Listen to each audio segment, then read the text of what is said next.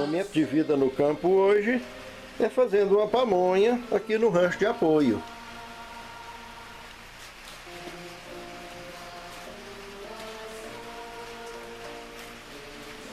Tá servido? Um forte abraço a todos.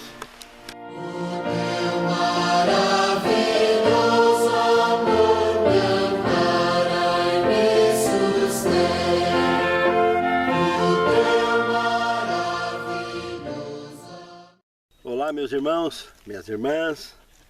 É um prazer enorme revê-los através de mais um estudo da Palavra de Deus. Eu gostaria, antes de iniciarmos esse estudo, de convidá-los para uma palavra de oração. Santo Deus, muito obrigado, Senhor, por esse momento tão importante em nossas vidas, aonde te louvamos e te agradecemos pelo dom da vida em primeiro lugar e também por nos permitir a oportunidade de encontrarmos na Tua Palavra o sustento para a nossa fé. Nos abençoe, nos guie, nos dê sabedoria e nos dê a bênção necessária para que possamos cumprir com a missão que Tu tem confiado a cada um de nós. Te pedimos e te agradecemos essas bênçãos, não por haver algum mérito em nós, mas em nome e por amor de Jesus, o Teu Filho amado. Amém, Senhor. A lição de hoje, o Filho Prometido. Hebreus capítulo 1, verso 2 e 3, olha o que nos diz a palavra. Mas nestes últimos dias nos falou pelo Filho, a quem constituiu o herdeiro de todas as coisas, pelas qual também fez o universo. O Filho que é o resplendor da glória de Deus e a expressão exata do seu ser. Irmãos, isso aqui é uma informação muito profunda, onde nós passaremos vários temas analisando a profundidade disso aqui. Primeiro ponto aí que a gente já vê de cara, que nós vamos analisar, é que esse personagem, chamado então de Filho de Deus aqui, que é um Deus que se fez homem e um homem que se tornou Deus, esse personagem que transparece numa conotação bíblica que foi adotado então por Deus, esse Deus homem, esse indivíduo está dizendo aqui que ele recebeu em vida uma herança.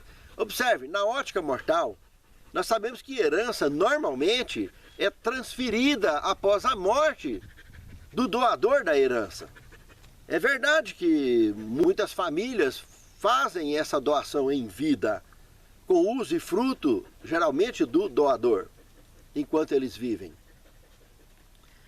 Aqui nós estamos vendo algo diferente.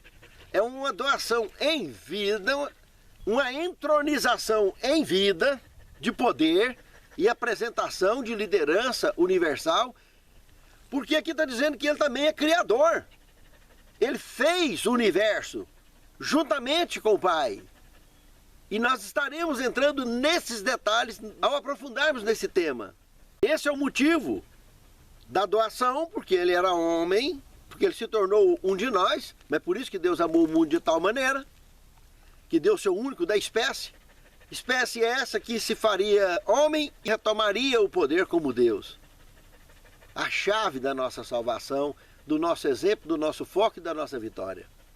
E quando aqui diz que ele é a expressão exata do seu ser, se referindo à personificação do Pai, está dizendo nada mais nada menos que ele é o Verbo eterno. O Deus eterno, Criador e mantenedor. Então toda uma justificativa, toda uma explicativa da palavra voltado para nos revelar o mistério da divindade de Cristo, que nós mergulharemos durante esses temas que analisaremos agora.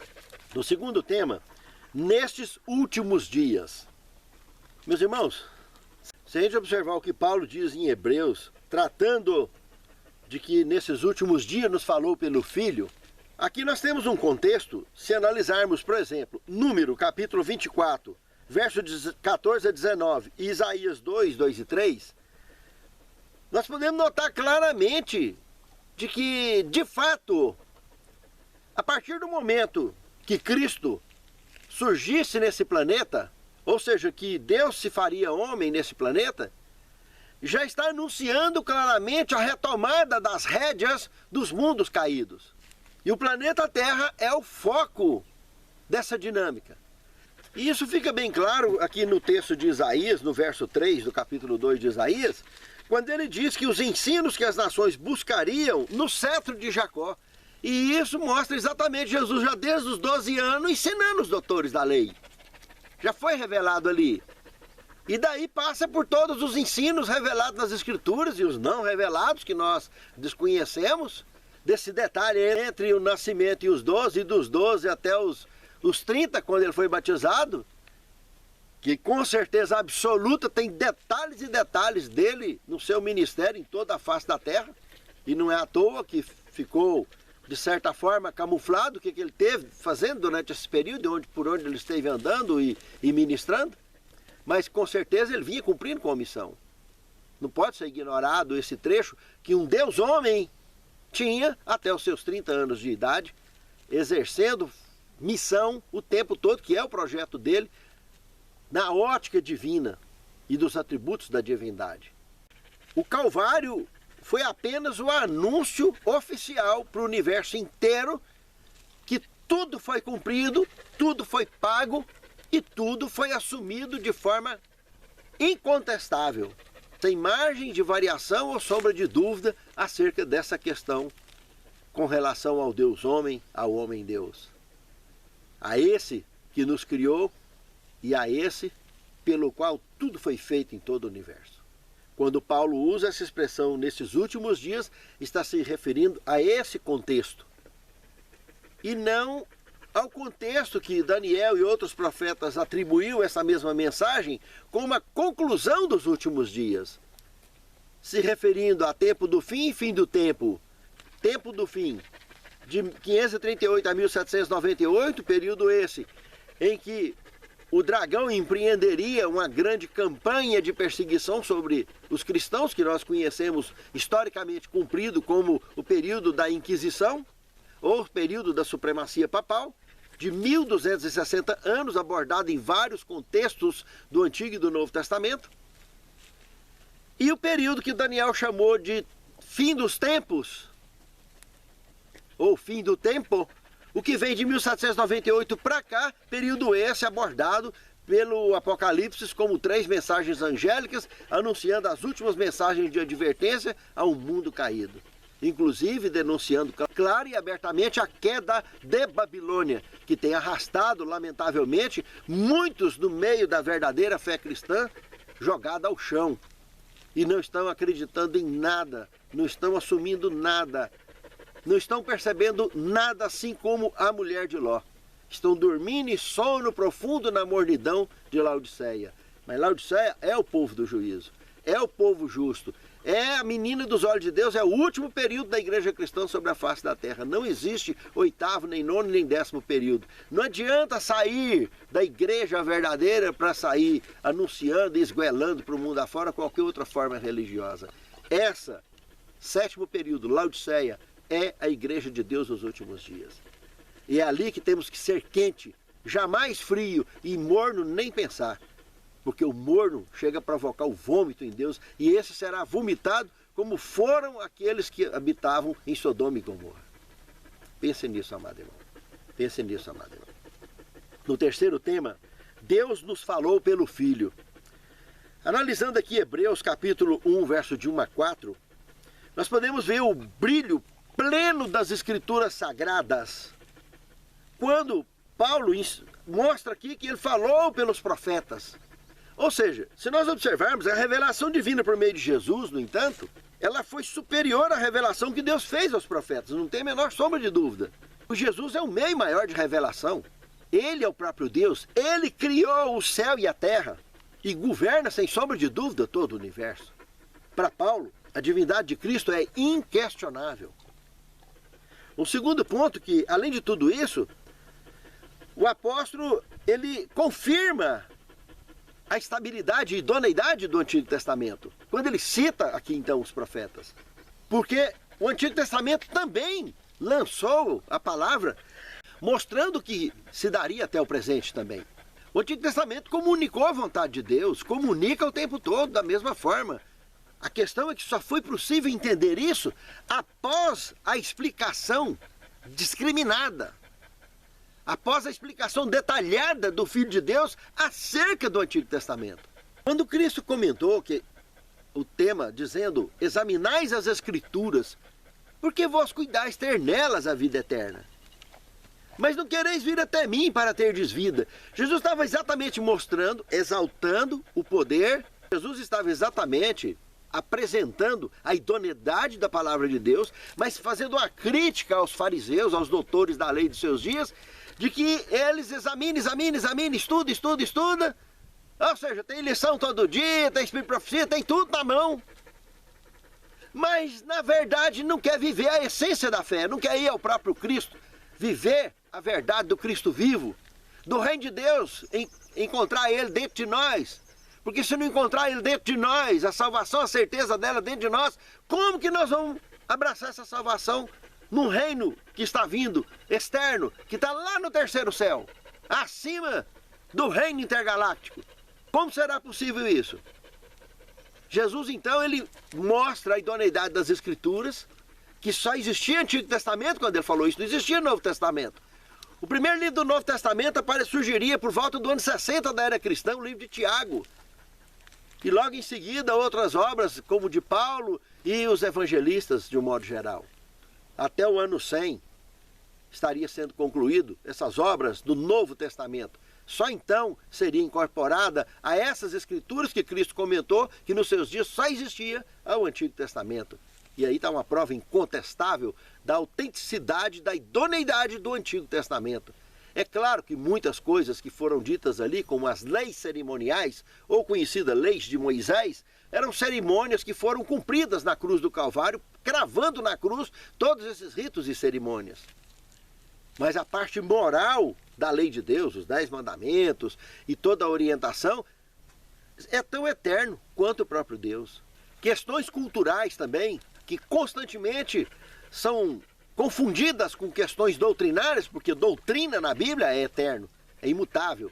Mas cultura não, cultura é passageiro, cultura é uma coisa temporária. Muitas religiões, a maioria, surgem por causa dessa confusão. Querem pegar uma questão cultural e a querem atribuir a uma questão contemporânea dos nossos dias, o que não se daria em época alguma daria certo. Seria completamente estranho. Seria tentar transformar as pessoas em se fossem extraterrestres, chocando os demais, seja pelo jeito de ser, pelo jeito de vestir, pelo jeito de andar, pelo jeito de qualquer coisa, ou pelo jeito de interagir com as pessoas. Indiscutivelmente, irmãos, os verdadeiros filhos de Deus não pertencem a esse mundo. Os verdadeiros ET mesmo. Jesus falou, vocês não pertencem a esse mundo, vocês são peregrinos aqui. Só que nós temos que ser peregrino, como também Paulo orientou, fazendo de fraco os fracos para ganhar os fracos. Fazendo de forte com os fortes para ganhar os fortes. Mas não é querer ser mais ou menos do que ninguém. É mostrar que nós somos igual a todos. Somos mortais como qualquer outro. Senão seria impossível a nossa aproximação desse público tão amado por Deus, que é o ser humano. Para atraí-los para os pés de Jesus, para que eles se convertam e encontrem o reino de Deus dentro de si mesmo, e com certeza abraçará ele na glória um dia. Sim, Jesus trouxe à luz plena a verdade da palavra de Deus explícita no Antigo Testamento. E que incorpora de maneira sem igual todas as Escrituras Sagradas como nunca antes. No quarto tema, ele é o resplendor da glória de Deus. Irmãos, analisando Hebreus 1, verso 2 ao 4, isso aqui é uma coisa muito profunda, irmãos, que Paulo está comentando aqui. Não tem nada diferente do que Moisés também revelou em Gênesis capítulo 1, do verso 1 ao 19. Veja que dentre as verdades apresentadas aí nesse texto de Gênesis, nós temos na altura do verso 3, por exemplo, quando Jesus diz, haja luz.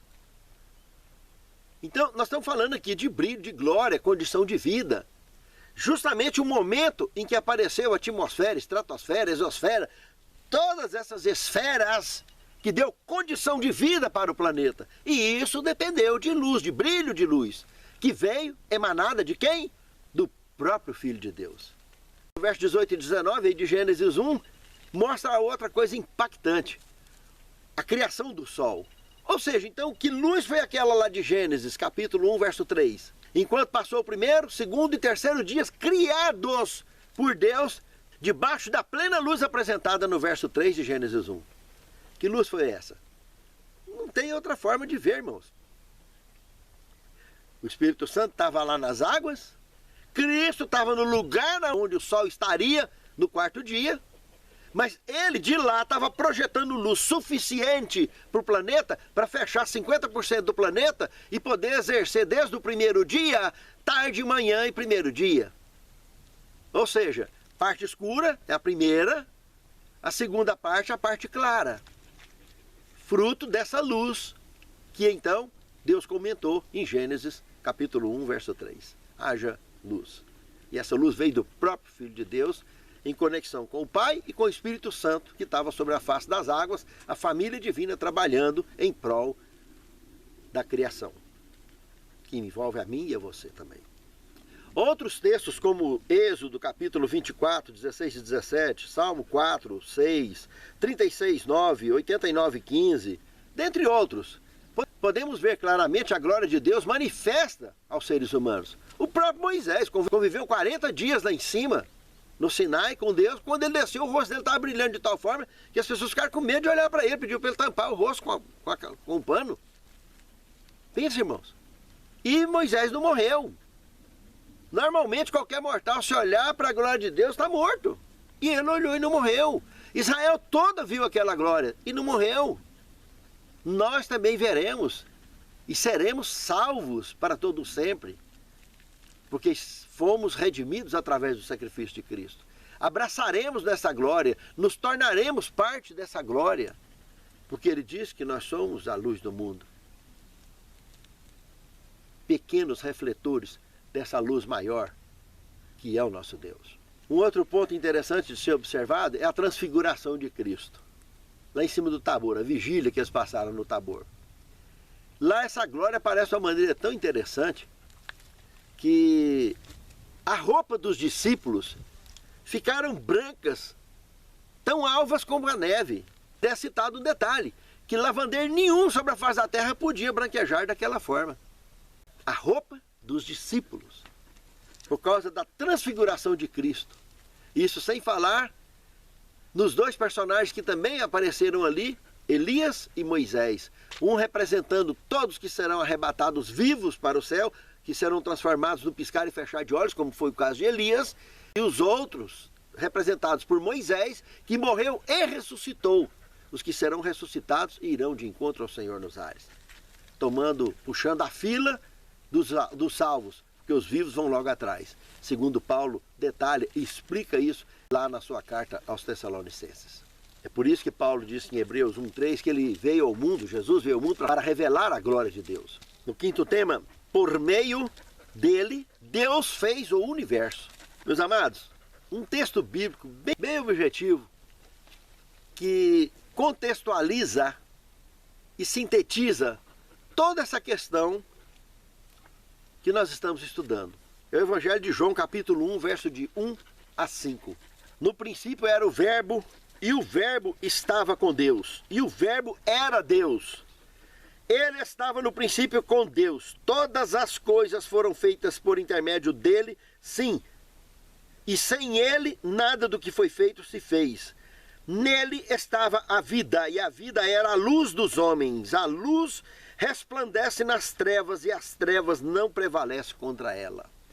Veja então, irmãos, que voltando a Gênesis capítulo 1, verso 1 e 2, quando mostra a palavra no princípio, criou o Senhor Deus. Essa palavra Deus aí, que não está traduzida por motivos, imagino eu, que para evitar confusão, por causa da quantidade de politeísmo que tem sobre a face da terra, uma expressão considerável, o politeísmo. Creio eu que a imprensa bíblica mundial resolveu traduzir no singular ao invés de plural, porque Elohim é plural, não é singular. Então, o correto aqui era ter traduzido, no princípio, criou deuses, os céus e a terra. Elohim, está se referindo a Pai, Filho e Espírito Santo. Está se referindo à família divina, que traz tanta confusão ao entendimento da humanidade, tanto embaraço, tanto questionamento, e na realidade nós estamos falando de uma família divina. O Elohim aí está se referindo aos três, que é plural a palavra, e quando fala no verso 2 aí que o Espírito, com E maiúsculo, se referindo à terceira pessoa da Santíssima Trindade, pairava sobre a face das águas. Mas quando vamos lá para Gênesis 1, 27, depois de tudo que nós analisamos no posicionamento desses deuses, então, dessas divindades, que na realidade formam um contexto só, porque Cristo falou que eu e o Pai somos um, com o Espírito Santo a mesma coisa, porque existe um propósito de conexão, como marido e mulher, uma só carne. O que é uma só carne? Ele tem o mesmo propósito. Gênesis 1, 27 diz que foi criado homem e mulher à semelhança de Deus. Uai, como que a gente não percebe isso? Se nós parecemos com Jesus, parecemos com o Pai, nós que somos homens, e as mulheres? Quem que parece com ela fisicamente? Se ela foi feita à semelhança de Deus? Olha, meus irmãos, fica muito óbvio.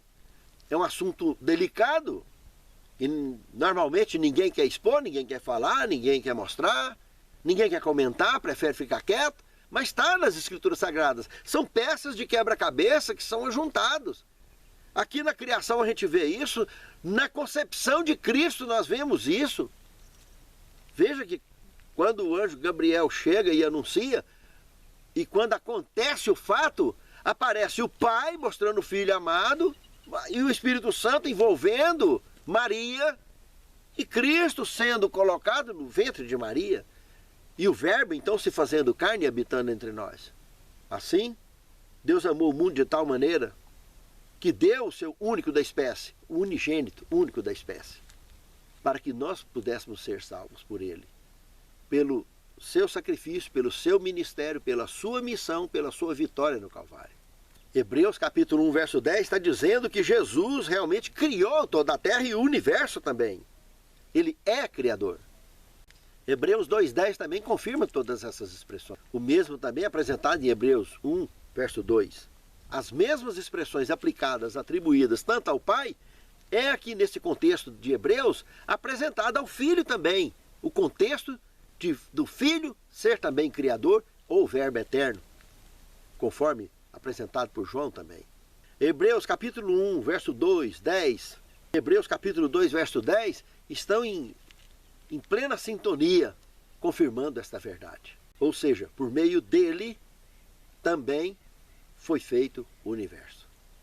Nada do que foi feito sem ele se fez. E tudo que foi feito também por ele foi feito. Pense nisso, amado irmão. Pense nisso, amado irmão. No sexto tema, hoje eu gerei você.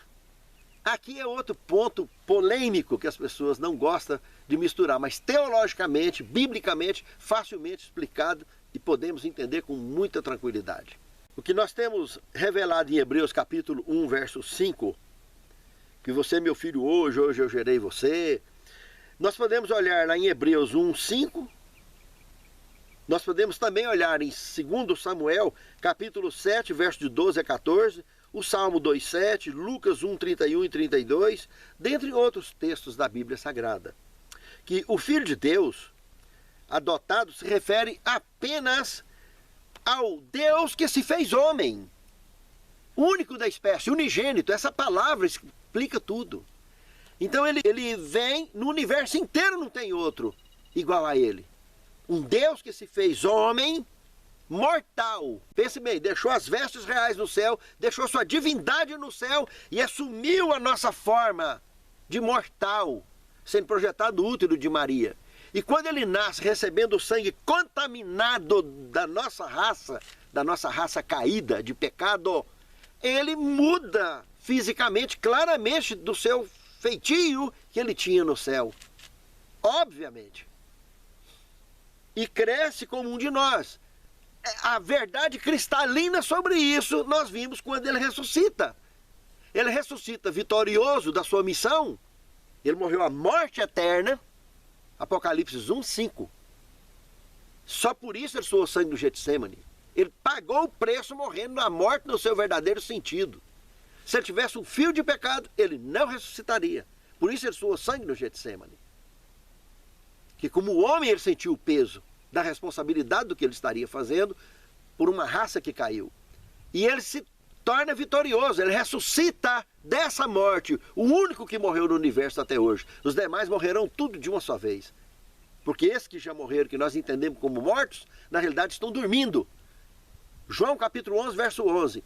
Lázaro, nosso amigo, dorme, mas vou despertá-lo do sono. Sono da morte. Morte eterna, ninguém ressuscita dela. Por causa do pecado. Cristo ressuscitou porque não tinha pecado. E quando ele ressuscita, Maria Madalena, os discípulos, ninguém reconheceu ele. Ninguém. Olha, 2 dos 12 que estavam andando com ele, ali aqueles 10, 12 quilômetros de distância de Jerusalém até Emaús, ele foi dando estudo bíblico para os caras o tempo todo e eles não reconheceram ele.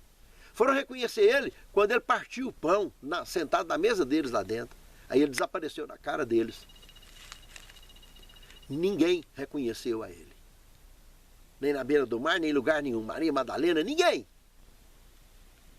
Por quê? Porque ele retomou a sua forma original. Ele voltou às peculiaridades da raça caída, da raça mortal que ele tinha assumido, foram plenamente substituídas pela perfeição, pela transformação. Transformação é essa mesma que eu e você vamos passar, segundo Paulo falou em 1 Coríntios capítulo 15, versos 51 e 52. Eis que vos digo um mistério. Na verdade, nem todos dormiremos, mas no piscar e fechar de olhos seremos transformados, porque convém que isso que é corruptível se revista da incorruptibilidade, isso que é mortal se revista da imortalidade. Irmãos, nós precisamos consolar uns aos outros com essas palavras, porque Jesus em breve virá. E nisso fica bastante esclarecido o mistério da divindade de Cristo. A ideia de que Jesus, como um ser gerado, se refere ao início do governo de Jesus sobre as nações e não ao início da sua existência, pois ele sempre existiu. Nunca houve um tempo em que Jesus não existisse, porque ele é Deus. Jesus não tem princípio e nem fim. Ele é a existência eterna. É o doador da vida. Conforme temos em Hebreus 7, 3 e 13, 8. Porque ele é eterno. Nisso entendemos o que é a palavra unigênito, único da espécie. Um Deus que se fez homem e um homem que voltou a ser Deus. Se tornou como um de nós e voltou a ser um ser divino, nos garantindo o presente da redenção, da recuperação, mostrando que uma raça caída pode voltar a fazer parte da raça pura, original e, obviamente, a própria pena inspirada apresenta, nós não seremos reconhecidos pela nossa forma física normal, que nós seremos transformados. Mas nós seremos reconhecidos pelo jeito de andar, pela forma de sorrir, pelo jeito de expressar. Mas fisicamente estaremos completamente mudados. Não seremos reconhecidos como somos aqui na Terra, facilmente. Porque quando nós formos transformados, muda o brilho apresentado de um corpo humano normal para um corpo glorificado com a vida eterna. Porque voltamos a fazer parte de uma raça pura. Pense nisso, amado irmão. Pense nisso, amado irmão. O 7º tema, somos dignos em Cristo. As palavras dirigidas a Jesus no Jordão, este é meu filho amado, em quem me comprazo, como revelado em Mateus 3,17, abrangem a humanidade toda. Deus falou a Jesus como nosso representante. Com todos os nossos pecados e fraquezas, não somos rejeitados como indignos. Deus nos fez agradáveis a si no amado, conforme diz Efésios capítulo 1, verso 6. A glória que veio sobre Cristo é uma garantia do amor de Deus para conosco. A luz que irradiou dos portais abertos sobre a cabeça de nosso Salvador brilhará sobre nós ao pedirmos auxílio para resistir à tentação. A voz que falou a Cristo diz a todo aquele que crê: este é meu filho amado, em quem me comprazo. Desejado de todas as nações, página 113. Irmãos, em Cristo nos tornamos dignos do reino eterno. Ó Senhor, sabemos que não somos merecedores disso, mas em teu Filho, tu nos cobristes com essa promessa e com essa revelação maravilhosa. Santifica-nos, Senhor, na tua palavra, porque a tua palavra é a verdade e temos plena convicção que ela de fato nos liberta. Capacita-nos ao cumprimento de nossa missão, prepare-nos para o teu reino, é o que te suplicamos agradecidos, em nome do Pai,